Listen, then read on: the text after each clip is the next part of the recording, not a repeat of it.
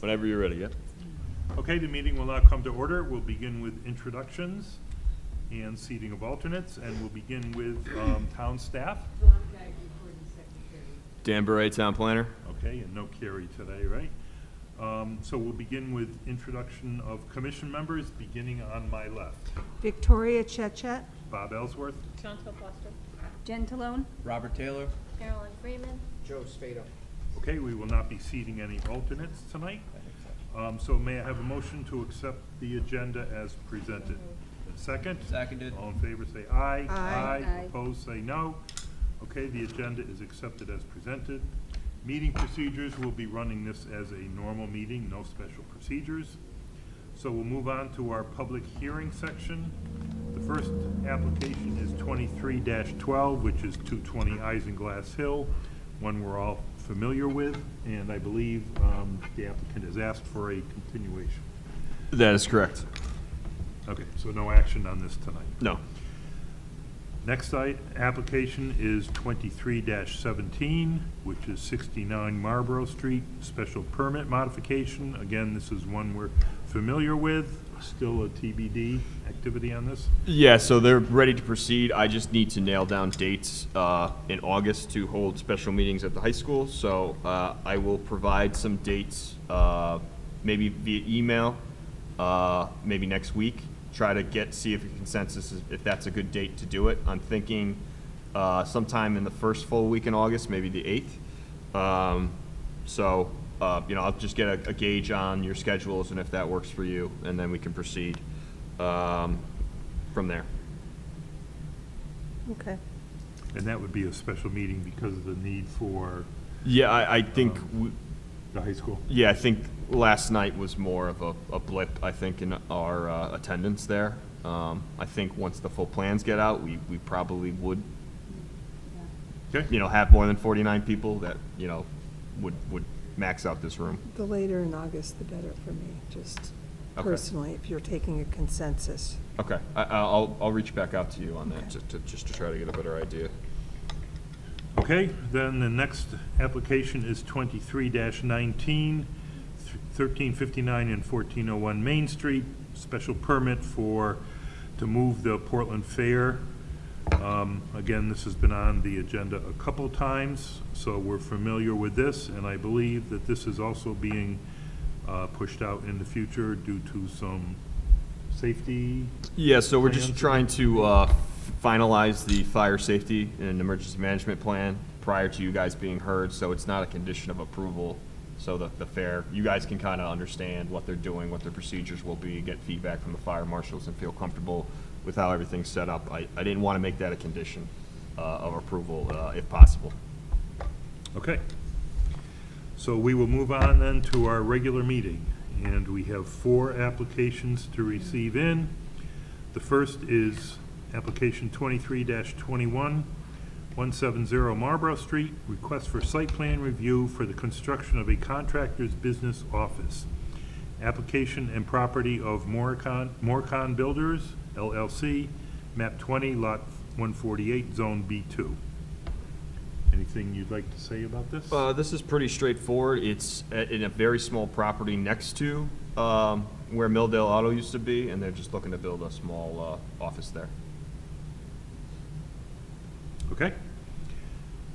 Next application to receive is 23-22, 33 Payne Boulevard, request for special permit construction of improvements to the Rivercrest well field. Application and property of Connecticut Water, map 6, lot 25, zone R15 and RR. Yeah, so this is just a project being done by Connecticut Water and Snyder Civil to upgrade Payne Boulevard as a community well, and Connecticut Water has taken it over, thankfully, as the water quality in that area is not very good. They're actually currently, I believe, replacing or will be replacing all the pipes in the road, and this is for an access road and some other infrastructure for new wells for that area. Okay. Next application is 24-01, 74 Pickering Street, proposed site plan modification to construct accessory solar field and 7-foot tall fence in front yard setback. Application of the Specialty Lighting Group and property of Carroll Properties LLC, map 19, lot 76, zone I. So this one you guys are very familiar with. You actually approved this last year. They did not file their Mylars in time. And so they want to proceed with the project, but because they did not file their Mylars, their approval expired, and they need to come back before you.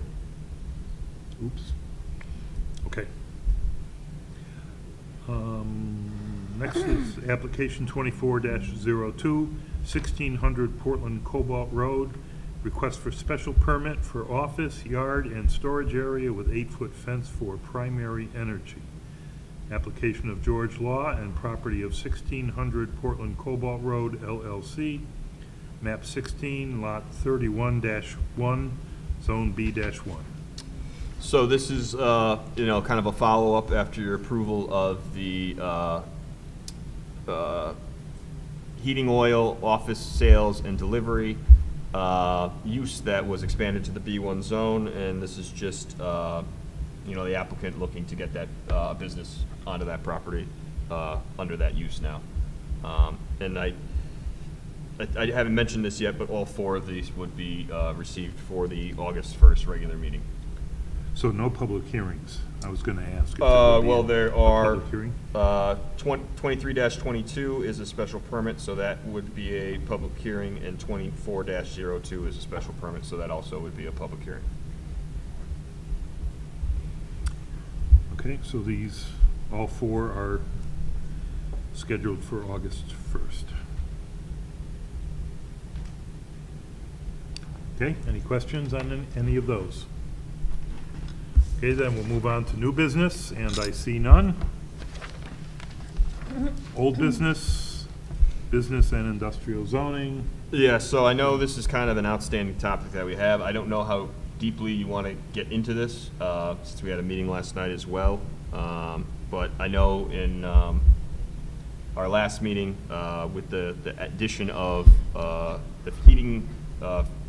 heating oil sales, delivery, and service in B1, I think there was talk about whether B1 as it's constituted should still be there, or whether you wanted to merge that into like B2 as a one kind of holistic zone that runs the entire gambit of 66. And I know obviously we were talking about industrial zoning on Airline Ave, as well as a couple other things. So I didn't know if you guys wanted to get into this. This kind of also relates a little bit to the piece of correspondence that I provided to you from the owners of the Milldale Auto, former Milldale Auto property on the corner of Cross Street and 66. So I think that kind of goes a little bit hand in hand with the correspondence, and them seeking advice as to how they could potentially move forward with some development there on that corner. But all of the development they've talked about would require some sort of zone change or use change within that zone as well.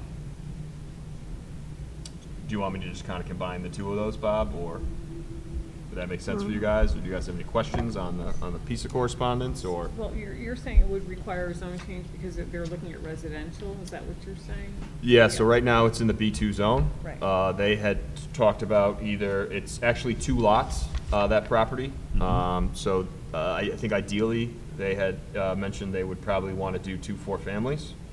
But if not, a mixed-use building. Now they can't take advantage of something like the MUD because they're too small. Now our B3 zone does have the uses that would allow, kind of allow this, but they're in B2. They abut a residential zone as well. But that residential zone doesn't allow the density that they're seeking. They're just trying to get some guidance as to which way to go. Now, I mean, certainly we can have a discussion, or you guys could kind of think on what they're asking, and then we could circle back at the following meeting and try to give them a little guidance as to how you're feeling. Now, there's no pending application. They're just asking kind of, what your feelings would be, so they don't come in here with some sort of change that, the board really doesn't want to see, and, everybody's time is a little bit wasted at that point. So it's certainly something that if you guys want to ponder, how that might happen, or if you guys don't want it, something like that happen, then I can provide that feedback. It'd be, I'm not sure if you want to expand, 4 families in the B2 zone. That would go down all of 66, although, there's not a ton of developable properties that I think people would do this at, but it's certainly a possibility, and something to be considered if you wanted that kind of development on that section of 66.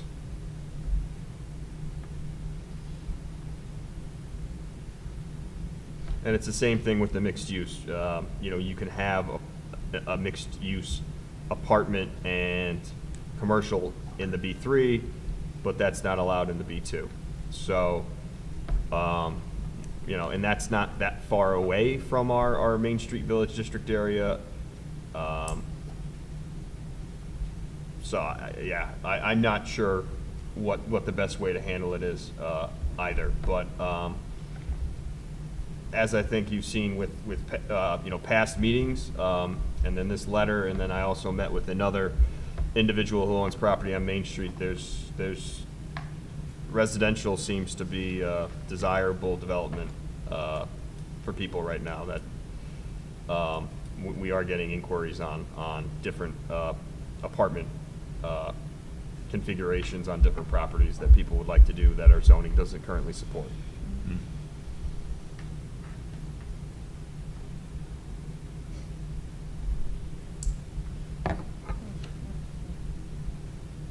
So again, I apologize, I'm just seeing this letter, Dan. So the request is to build a couple of buildings with residential and commercial?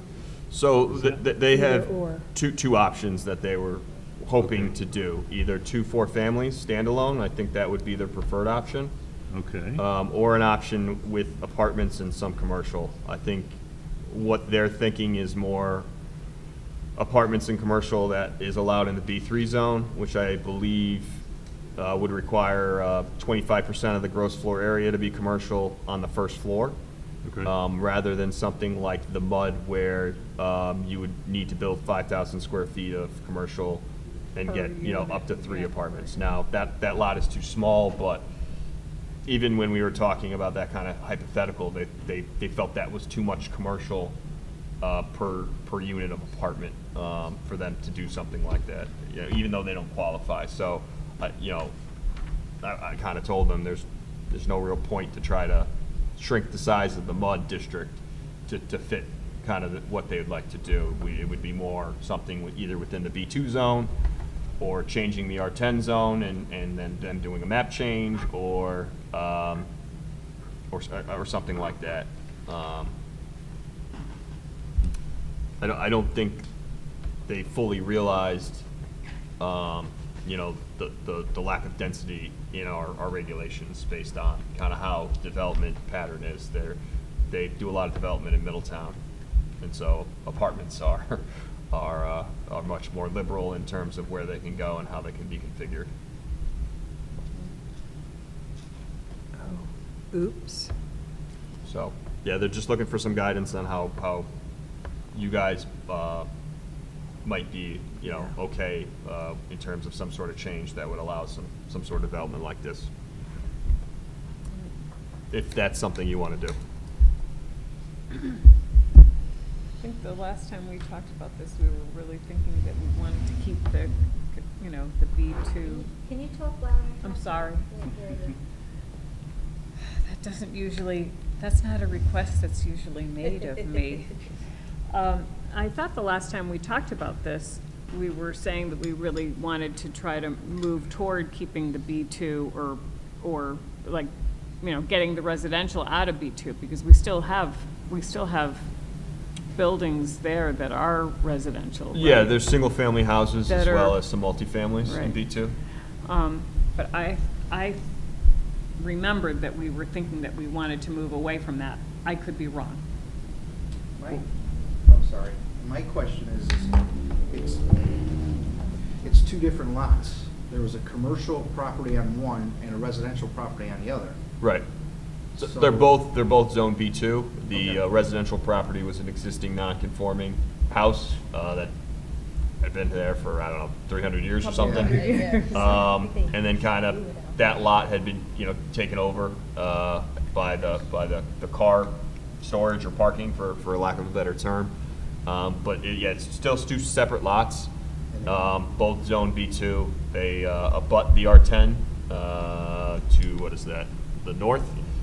The R10's to the north of them, so, you know, one possibility we had, you know, talked about was whether, you know, you'd be more open to 4 families in the R10, whereas now it's conversions really are allowed in the R10 to a 4-family, whether 4 families could go in the R10, and then they would do a map change that would, you know, change those parcels to R10 to take advantage of that.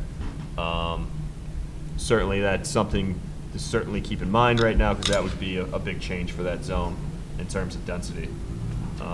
Now, we do have a lot of 4 families on a stretch of Main Street, but those were all, like I said, taking advantage of conversions, or they were done prior to our existing zoning. At least with the B2 question, I know, you know, Chantal had mentioned that at some point wanted to get rid of residential out of there, but I know we also heard extensive public comment about wanting more commercial in the town. And one of the ways we can entice more commercial in the town is by leveraging someone who wants to build in the town by allowing them to have some residential, because residential is pretty easy to fill versus commercial isn't. By allowing, you know, some smaller mixed-use properties where they put commercial on the first floor and some residential on the top floor, it makes it easier for a developer to stomach the cost of building a brand-new building. Agreed. You know, I mean, I think that's something we should at least consider, opening up that possibility of, you know, permitting something like that. I mean, you could also almost reconfigure the way the B2 and the B1 zone are almost, if you wanted to. I know you were questioning why the B1 zone was where it was and why it was separate from B2, but then you could almost imagine, well, maybe we would have a B2 maybe would go to, I don't know, just past Tri-Town, something like that, where water or sewer exists, and then the rest of the non-sewer portion of 66 could then be like a, you know, a different business zone. So we could reconfigure the zones in a way to, if you felt that maybe it was appropriate to do more mixed use towards the Main Street area, you could reconfigure the B2 zone so it went, you know, to, what is the street that goes down to Jarvis Old Marina? I can't. Grove Street. Grove Street, so you could maybe have B2 go to Grove, and then you could have like a B1 zone that took care of the rest of 66.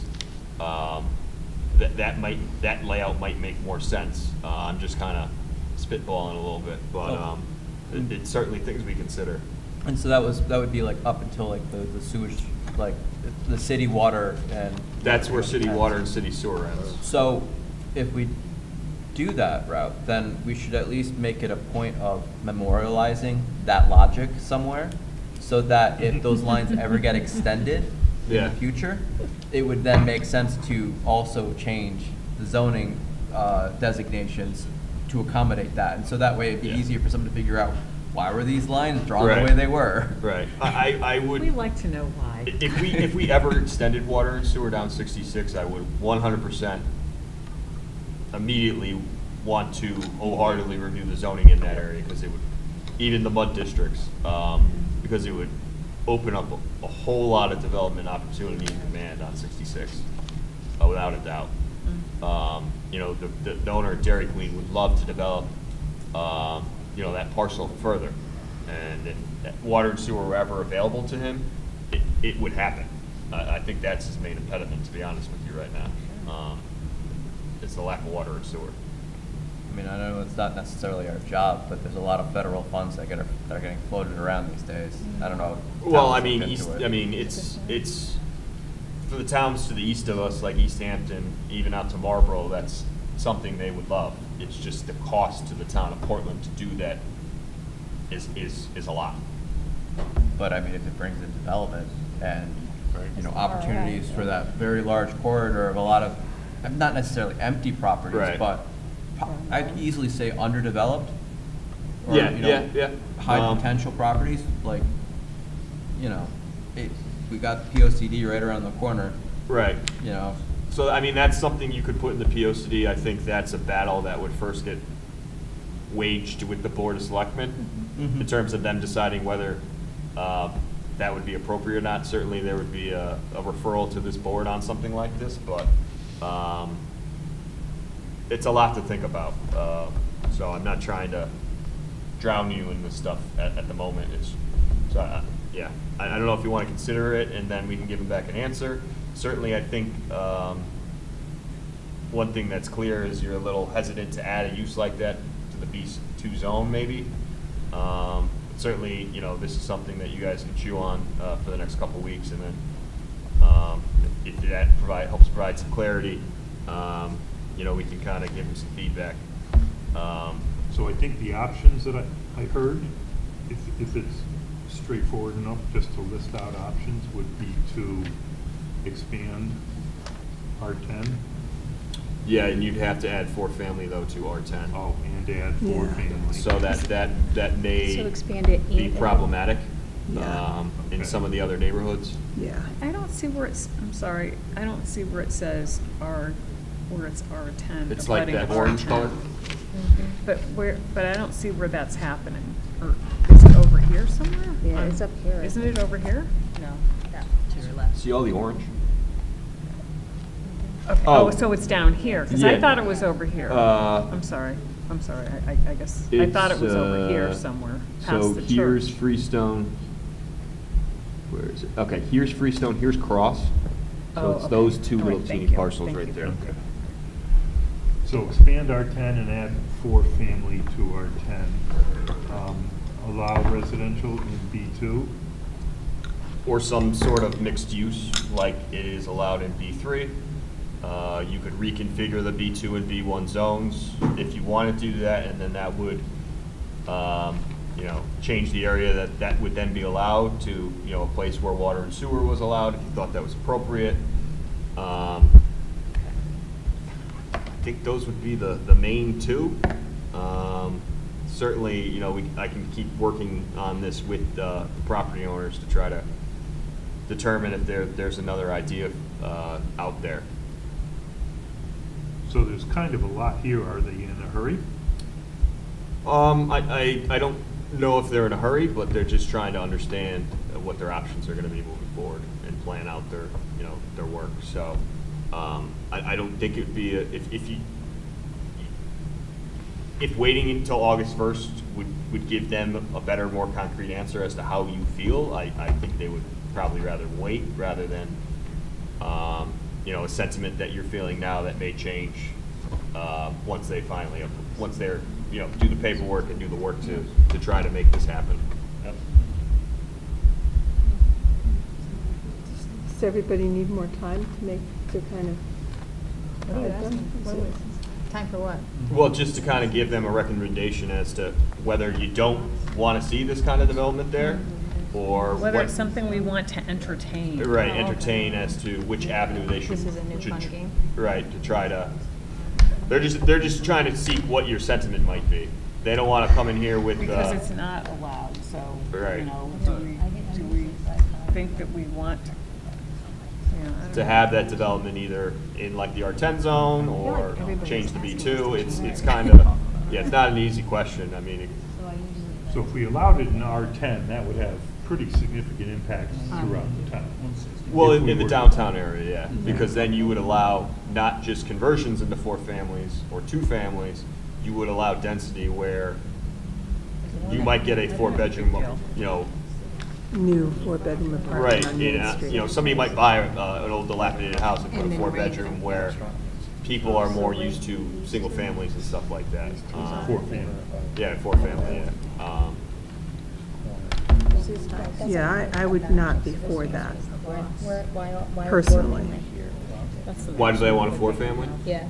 They want that density in units on there. So I mean, like in the, I think it's the B3 zone, you could have a dwelling with up to 4 units, but you need a commercial component. Or you can convert to a 4-family from say, a large single-family dwelling, depending on where you are in the R10 zone. There's a certain section on Main Street where that is not allowed. So these two. This is 160. So it's another big question that goes along with kind of the other updates we're talking about. And frankly, you know, it's some of these things are going to be answered, and I think you'll get more information as we go through the POCD process, as well as another planning grant that I was going to share with you guys and staff report as well that we are going to receive. Safe to say that we couldn't put off a decision on this until after POCD. I don't think they would want that, no. But certainly, I think if it helps for you guys to give a more concrete answer on how you would feel, I don't think they would be totally opposed to waiting to the August meeting for us to discuss this again. I kind of agree with Rob that the mixed use idea, you know, getting some more commercial in exchange for more apartments that's more appealing to me. And I also like the idea of reconfiguring the B1 and B2 zones according to the utilities. I think that's, if we could work those two things out, I think that kind of makes sense. I agree that it's the idea of the commercial with the residential is good, but I don't know how realistic it is, you know? Are you saying in general, or? Yeah. I mean, after what we've just been going through. Oh, yeah. I just don't know how realistic, I mean, I think it's a good idea. I just don't know how realistic it I But mean, that's up to them. yeah, Yeah. that's, you know, That's up to the property owner. we kind of open up the opportunity for it, and Yeah. then whether or not it's economical or a viable That's up to the solution owner, for it's their someone, problem. that is a risk It's a starting somebody else. point, you're saying. Exactly, we're just kind of opening the door for people to be able to do it. Yeah. Um, Trying to be a little more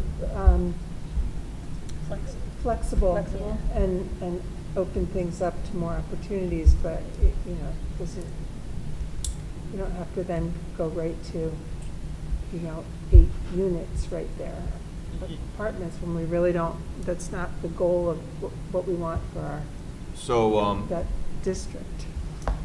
one thing you guys might want to look at, if you want to review that, would be section 5.4. And that's kind of what we have for a mixed residential business use in the B3 zone. That allows for 4 dwelling units on one building lot, or up to 4 on one building lot, and 25% of the gross floor area of the building shall be used for business purposes. So that might be a starting point that you guys could work off of. I mean, you could, like the MUD requires some sort of commercial space per unit that they build. We can kind of tailor it a different way. It could be easier, though, if you like what's on the book for Main Street. We could do something, we could just include the B2 zone in there and then reconfigure the map. So,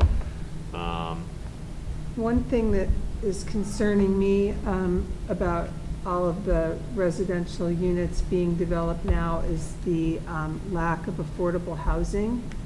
So we're not keeping up with I mean, we're getting further and further behind on our required percentage of affordable housing.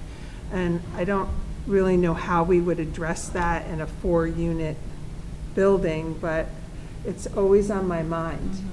You know, it's just, you know, I just watch this growth in residential housing and no growth in affordable housing, and it's concerning, because then. It might be a possibility that you could require, say, if you did 4 units, to have one be affordable. I would like to see that kind of be the direction that we go in, so that we're What does that continuing to move towards a goal. But at the same. Isn't there a lot of stuff, I'm sorry, isn't there a lot of like administration that's associated with that? I mean, you don't just say, Not for us. One of the units would be deed restricted, and I believe that the deed restriction is for a couple decades. That one of the units would have to be rented out, you know, either at the 80% or 60% threshold for per capita income for our area. And maybe what we do is, instead of commercial, we say, you know, 1 unit has to be affordable housing, and then three don't. And that's another option that kind of goes along with the POCD and what the state's asking us to do. And If they really wanted, if someone really wanted to, they could develop, like, in the B2 section, affordable housing right now, if they wanted to. If they wanted to do an 8-30G application, they'd be certainly entitled to do that, and we'd have very little teeth to say no. I'm not But- suggesting we say no, though. No, but what I'm saying though is that if somebody wanted to build that way without having to, you know, go through our zoning regs or anything like that, there's an avenue for that. But if we want to incentivize affordable housing, I don't think, at least from my perspective, putting in something that requires it in order to get something, I think that's a bit too much. My preference always would be to incentivize it with, like, you know, some type of like tax, like something along the lines of like reduce the tax liability by, you know, adding this element and giving up, like, you know, adding in the deed restriction for affordable housing rather than making it a requirement that they do it in order to get something. And now that the tax side of things, that's a Board of Selectmen issue, not us. Right. But you know, I that's the direction I would rather see it in, where it's a carrot versus a, you know, in order to do something, you have to do that. You could do an either or. Well, yeah, I think, you know, you could have a choice of commercial or affordable housing. I don't think that that's saying you have to do something. It's actually opening up another option to a developer. It might be easier to build 4 units and have one of them be affordable housing than to, you know, build 3 units and 1 commercial space. And so that might be a choice that somebody makes, and I think that would be great. And I don't know how, you know, just hearing all of the public comments that we've heard about tax abatements and, you know, those kinds of issues, it's kind of a hot topic, and people don't really seem to like it. It's not very popular. So if we could, you know, give developers a choice, we're not imposing anything, we're just opening up another option that they might choose to do, and then in turn, we would try to keep on track with the requirements that we're faced with. I mean, I So- could be in favor of something like that as long as it's not like a mandatory type of thing. Yeah, no, where I it's just more think- of an alternative option for some type of benefit Yeah. rather than a forced Yeah. thing in order to gain I mean, that it benefit. certainly would be much less expensive to develop a 4-unit building, one being affordable housing, than a 3-unit building, 25% commercial space. I mean, that's more difficult, more risky, I would think less appealing. So that's kind of would be a gift, right? That if you give us an affordable housing unit, you can build 4 units. I don't know, it's just, I think it's a good thing I to like that keep in idea. mind. I think that's a good option.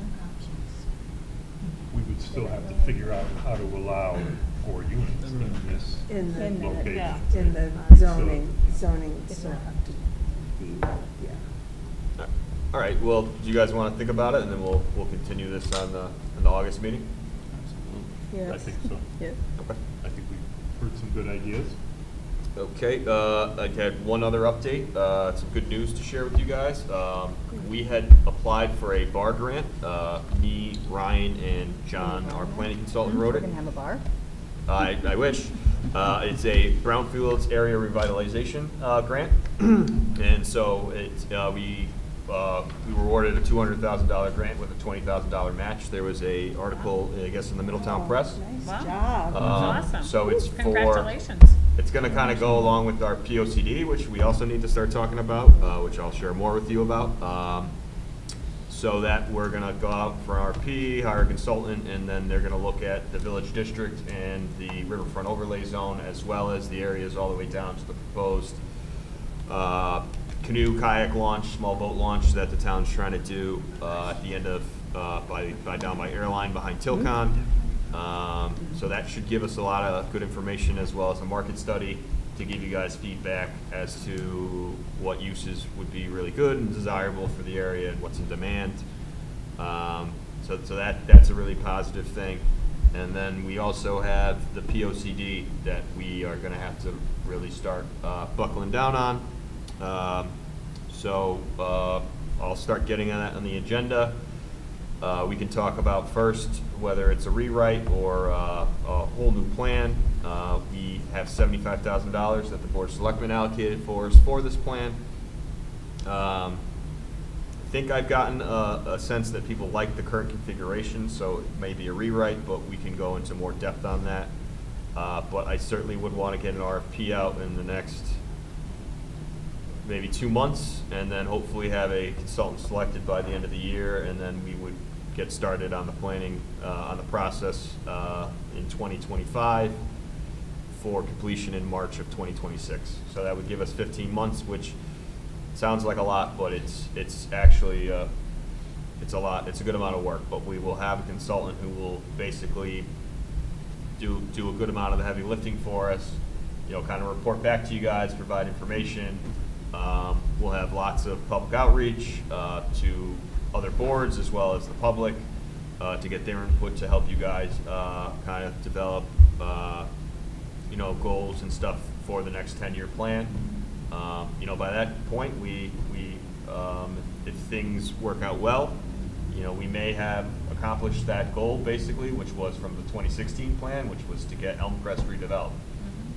So it you know, we'll see where the town and you guys want to go next, but you know, if that does occur, you know, I'd certainly tip my hats to all you guys for all the work you've done in kind of, you know, making these things happen. Likewise. Yeah. Yeah. Good. Good You've had a job. huge That's part. amazing. That grant is fabulous. Now, the timing of this grant, does that align well with our POCD timing? It does. Good. So I think we're going to kind of get information from this bar grant to also assist us with our POCD. That's great. So we got a lot of money, so we just got to go out there, get the RFPs out, get the consultant that we want to do the work for us, and certainly I'll try to develop a better idea for you as to how that will work, and you know, at which stage, you know, you guys want to get involved in. So, and I'll be talking to you, Bob, as well. So can we take an informal survey here about people's opinions about the existing POCD? Are people thinking rewrite, complete rewrite, or just a revamp, or? Like, do you like the format, like with the strategic I like it. element and the implementation I element? don't have a problem with I like it too. I think it's Yeah. clear. Okay. It'll be easy to It's work less with expensive and- as well? it. Yes. It would be less expensive, and then you could maybe leverage some more of those funds on, you know, the actual data to help your decisions. That'd be great. Yeah. As long as it's not gonna be in that same, like, terrible Excel file that, are we gonna, like, actually put it into something that's, like, you know, user-friendly? We can Like a certainly ask for PDF? Is that. or what? No, What just is it in? It's in an Excel file, and it's like, You're kidding. Yeah, it's kind of terrible. It is kind of terrible. Like, It's really hard to he's tried print. printing it out before, and it's. Oh, the implementation table. So that's not the plan, that was just a table that was developed with all the tasks from the plan. Brutal. Okay. That's brutal. So, Yeah, that was bad. Yeah. Printing that's lines. certainly something we can work on, on. as well. So, Okay. Are you talking about this? What's the point? What's your Are you point? talking about this? My opinion is, you know, it's, we certainly don't want a complete Yeah. rewrite, but I think there are areas Okay, Yeah. so- like we can certainly improve. That's, I think that should be our goals. Okay. sounds good. Yeah, it's just like that Excel spreadsheet. all right, that is all I got. I think we've had enough Brainerd Place for this week. But yeah, that's obviously coming again in August with, Coming around again on the guitar. we'll receive it in August 1st. So this is And nice. I'll talk to you later. August 8th was what I was aiming for, if that was possible. But I can certainly talk to you Yeah, we'll offline. Something else. So is the anticipated next step a site plan review? For Brainerd For Place, Brainerd Place. it would be a public hearing on the modification at the high school. So, Public so hearing. we don't get to see it before the public does? Oh, yeah, no, Oh, okay. as soon as I get the updated plans based on the text change that happened, I'll get them out to you at this point. I've held them back because we were going through all these text changes and I didn't want to give you site-specific stuff. But But you this don't will have, be. you don't have them yet, or you do? Well, I have plans from the apartment, what he wanted to do with the Uh-huh. increased apartments. But I don't have, But that's not what we're talking Is about. that what's on Google? Like, there was something about, I don't know. there was a bunch of stuff on there. I thought I had left the plans off. Oh, what I uploaded recently? Yes. Tom Bransfield had asked me to upload the architecturals that were originally approved, Oh, because that has come up. okay. And the brick facade and the brownstone facade. Yes. Which made me actually feel a little better because when Ben was like, I want my brick, I thought it was supposed to actually be brick. But now that it's a facade, I don't feel like that is as much of a Okay. change. But we certainly can discuss that further.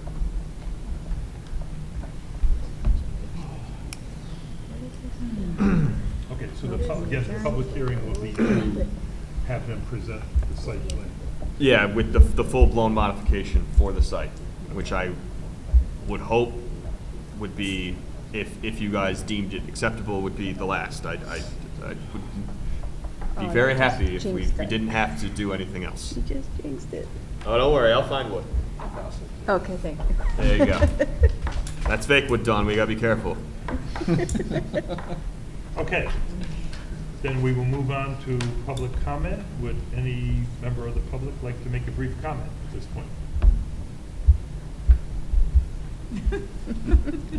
Okay, seeing none, then we will move on to the approval of minutes from June 20th, June 24th, and 5/29. I don't have all of that. I don't bring it either. I don't, Oh, so I had uploaded them, I didn't wanna print them all out.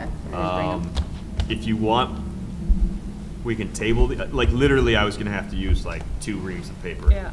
So I it's just didn't so want to do sad. that, so Those- we can those keep minutes these are on. really long. Yeah, we'll keep it on Yep, the agenda, but just read the Google Drive stuff. okay. Just so I can, Okay. I felt too, I didn't want to print out all of Yeah. it. Yeah, It was crazy. I have read them. There are some Okay, changes. I didn't write them all down. I started getting overwhelmed. okay, so we'll dive into that at the next meeting, Yeah. and get those on the record. Okay, so that's everyone's homework, is to read the minutes on the Google Drive, okay? For the August 1st meeting. Okay, then, may I have a motion to adjourn the meeting? Motion. Second? Second. In favor, say aye. Aye. Aye. Opposed, say no. Okay, the meeting is adjourned.